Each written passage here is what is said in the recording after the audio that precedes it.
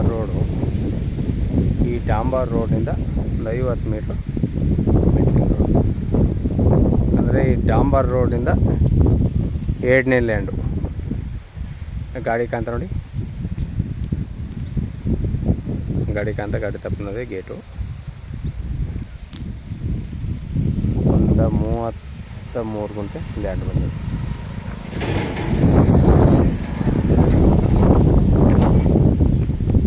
ಇನ್ನು ಬಸ್ ಐತೆ.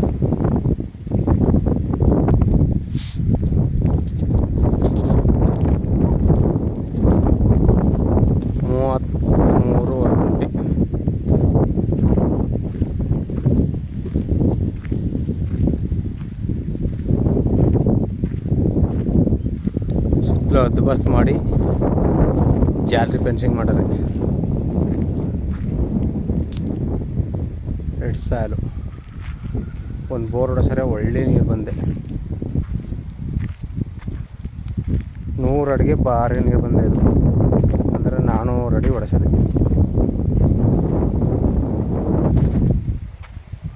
ಬೋರು ಹೊಡೆಸಲ ಜಾಗ ಒಳ್ಳೆ ನೀರು ಬಂದೆ, ಒಳ್ಳೆ ವಾಟರ್ಬಲ್ ಜಾಗ.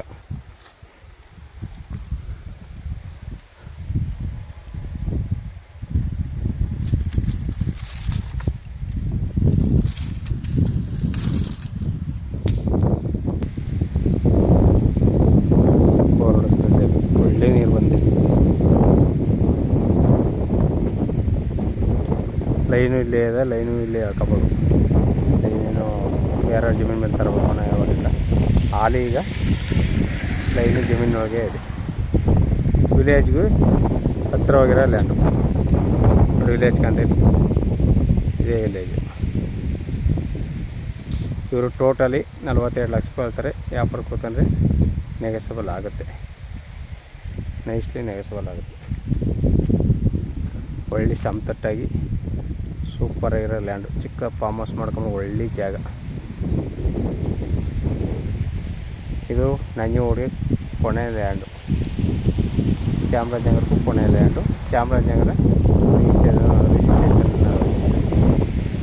ಕಡೆಯವರು ಮಾಡಿಸ್ಕೋಬೋದು, ಚಾಮರಾಜನಗರದಲ್ಲಿ ಮಾಡಿಸ್ಕೋಬೋದು.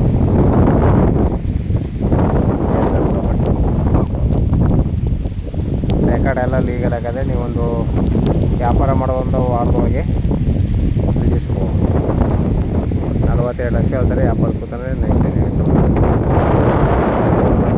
ಒಳ್ಳೆ ನೀರು ಬಂದೆ. ನೀವು ಮಾಡ್ಕೊಬೇಕು, ನೋಡ್ಬೇಕು.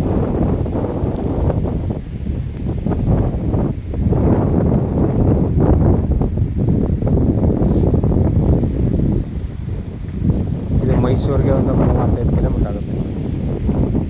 ನಂಜನಗೂಡಿಗೆ 15 ಕಿಲೋಮೀಟರ್.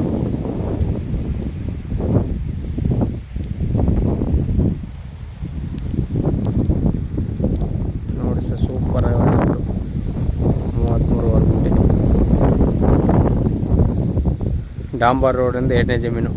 ಅಂದರೆ ಇದು ಮೆಟ್ಲಿಂಗ್ ರೋಡು, 31 ಚೈನ್ ರೋಡು.